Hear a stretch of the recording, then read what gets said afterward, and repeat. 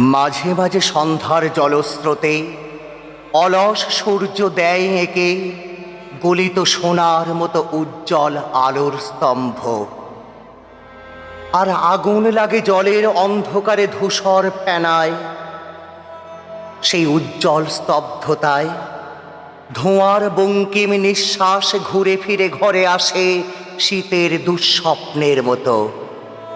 অনেক অনেক দূরে আছে মেঘ মোদির মহুয়ার দেশ।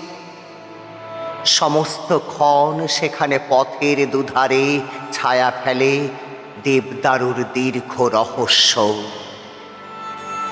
আর দূর সমুদ্রের দীর্ঘশ্বাস রাত্রের নির্জন নিঃসঙ্গতাকে আলোড়িত করে।